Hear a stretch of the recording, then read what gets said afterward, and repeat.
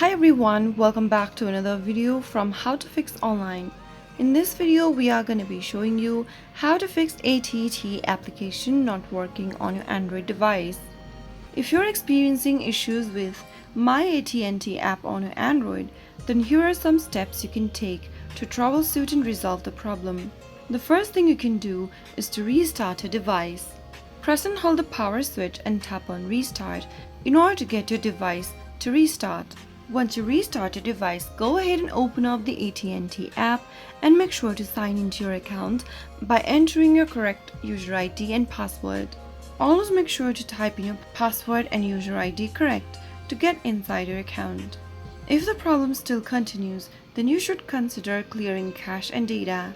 Go through your app drawer and press and hold the My AT&T app.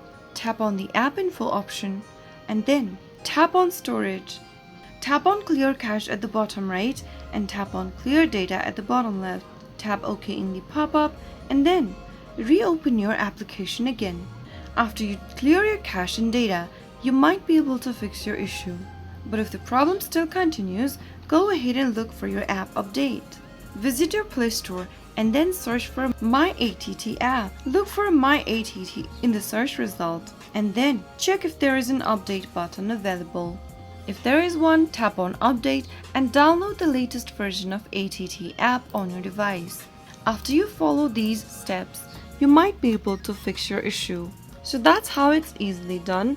If you found the video to be helpful, go ahead and give us a thumbs up. Don't forget to subscribe to the channel by hitting the subscribe button. Press the bell icon so that you'll never miss another upcoming upload from us. I will be back again in the next video. Thanks for watching.